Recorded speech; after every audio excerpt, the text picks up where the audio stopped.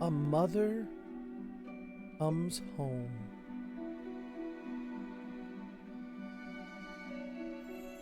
The boy has lost his smile, though he denies it. Don't be silly, Kime. Look, I'm smiling, aren't I? He draws his cheeks back and lets his teeth show white against his brown skin. If this isn't a smile, what is? Kime nods but says nothing. He pats the boy on the shoulder as if to say, sure. Come on, really look at me. I'm smiling, right? Right, you're smiling. Anyway, forget about me. Hurry, let's go. The boy has a sweet, open nature. He made instant friends with Kime while the other townspeople kept their distance from the strange traveler. Not that the boy chose the much older Kime as a playmate. He leads Kime to the tavern, which still hasn't opened its doors for the day. I hate to ask you to do this, but would you please? The boy's voice seems to have carried inside. A man in the tavern peels off a drunken howl. He sounds especially bad today. Kime fights back a sigh and enters the tavern. The man on the bar stool is the boy's father. Drunk again at midday. The boy is here to take him home. He looks at his father with sad eyes.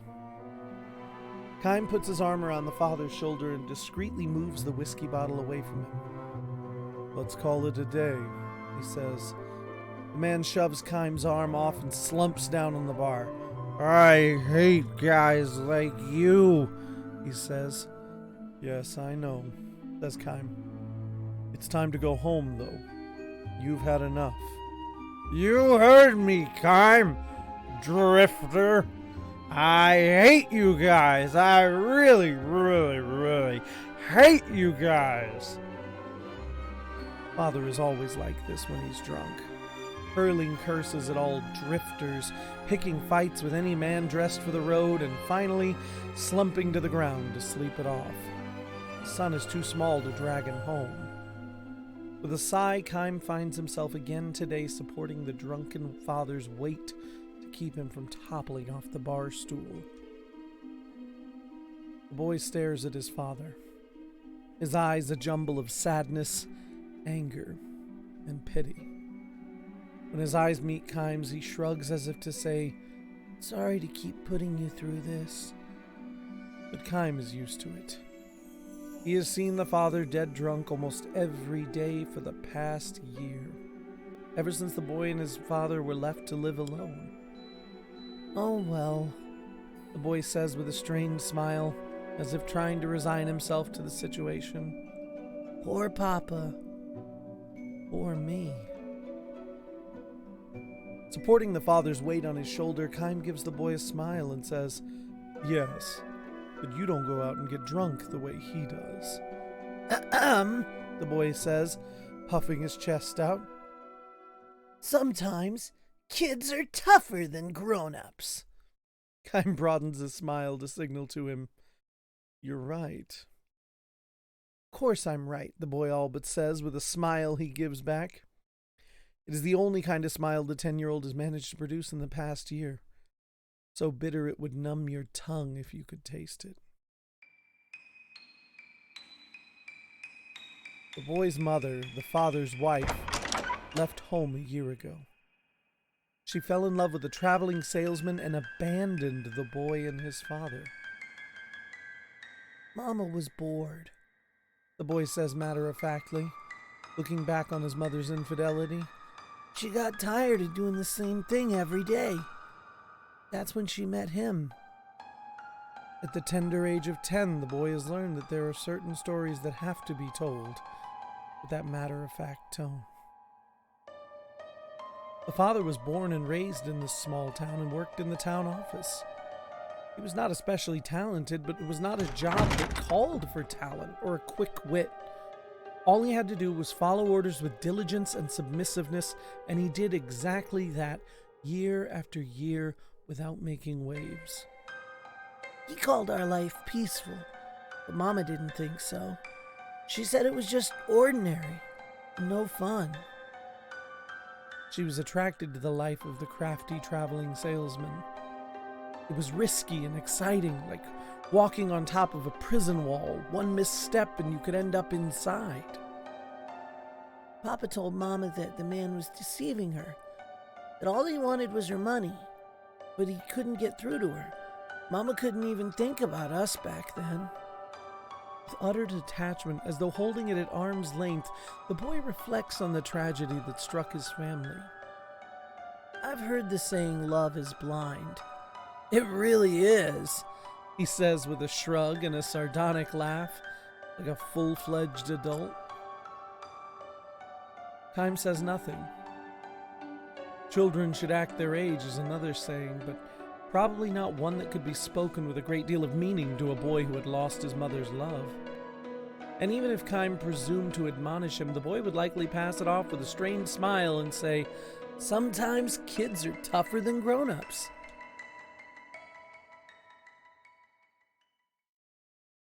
The boy's father, however, shows his displeasure when his son uses grown-up expressions. "Little twerp's lost all his boyishness. He despises me now, thinks I'm pitiful. Deep down, he's laughing at me for letting my wife be taken by another man. Damn him." It bothers him especially when he is drunk. His annoyance far outweighs his fatherly love for his son. Sometimes he even slaps the boy across the face, or tries to. When he is drunk, the boy can easily dodge his slaps and he ends up sprawled on the floor. Even as he is drowning in a sea of liquor, he can sometimes turn unexpectedly serious and start asking questions.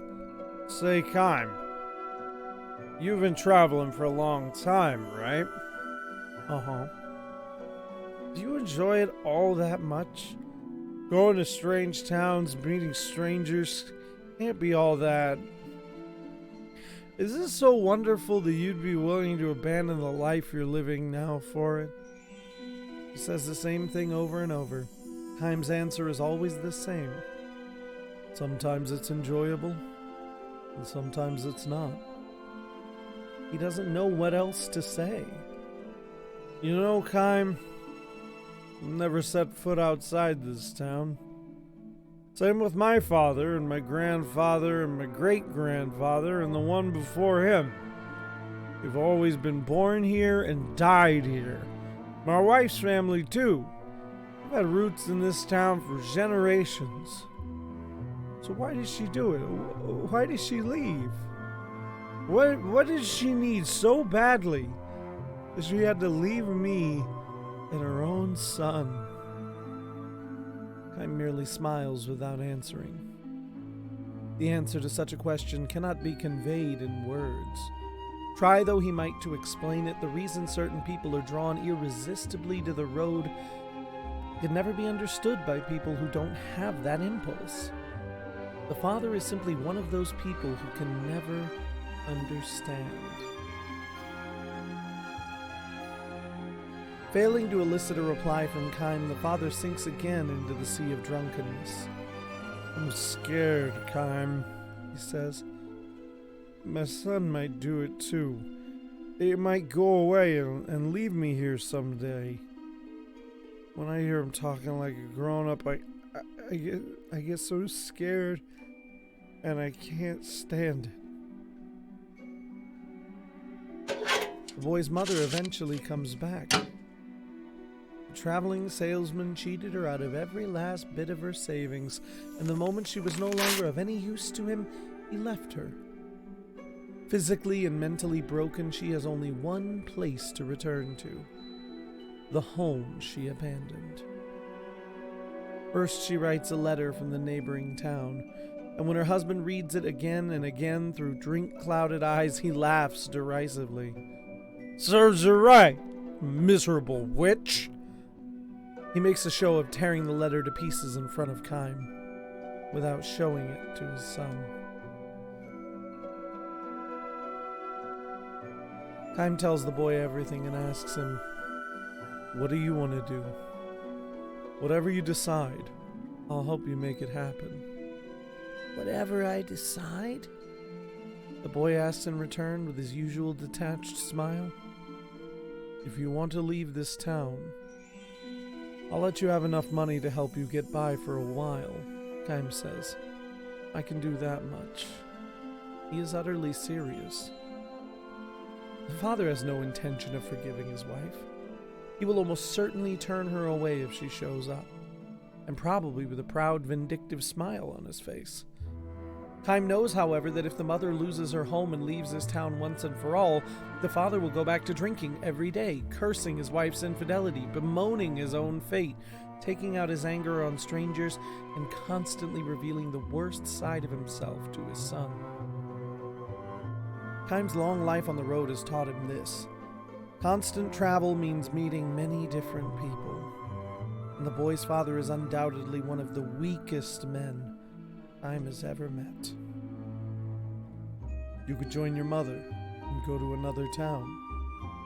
Or if you wanted to go somewhere by yourself, I could find you work. Either would be better, Kaim believes, than for the boy to continue living alone like this with his father. The boy, however, seemingly intrigued, looks straight at Kaim, revealing his white teeth. You've been traveling a long time, haven't you, Kaim? Always alone? Sometimes alone. Sometimes not. The boy gives a little nod and with the sad smile of a grown-up says, You really don't get it, do you? What's that? All this traveling, and you still don't understand the most important thing. His sad smile takes on its usual bitter edge. Kaim finally learns what the boy is talking about 3 days later. A tired-looking woman in tattered clothes drags herself from the highway into the marketplace. The townsfolk back away from her, staring, leaving her in the center of a broad, empty circle. The boy's mother has come back. The boy breaks his way through the crowd and enters the circle. The mother sees her son, and her travel-withered cheeks break into a smile. The boy takes one step and another step toward his emaciated, smiling mother. He is hesitant at first, but from the third step he is running, and he throws his arms around her. He is crying. He is smiling. For the first time that Kaim has seen, he wears the unclouded smile of a child. I'm sorry. I'm so sorry. Please forgive me, his mother begs in tears. She clasps his head to her bosom and says, smiling through her tears, You've gotten so big. And she adds, I won't leave you again. I'll stay here forever. A stir goes through the crowd. It comes from the direction of the tavern. Now the father breaks through the wall of people and enters the circle. He is drunk. Stumbling, he edges towards his wife and son. He glares at his wife. The boy stands between them, guarding his mother. Papa, stop it, he yells. Mama is back. That's enough, isn't it? Forgive her, Papa, please. His voice is choked with tears. The father says nothing in reply. Glaring at the two of them, he collapses to his knees, his arms wide open. He unfolds both his wife and son. The shattered family is one again. Papa, please, don't hold us so tight. It hurts. The boy is crying and smiling. The mother can only sob. The father weeps in his rage. Witnessing the scene from the back of the crowd, Kaim turns on his heels. Are you really leaving? The boy asks again and again as he accompanies Kaim to the edge of town.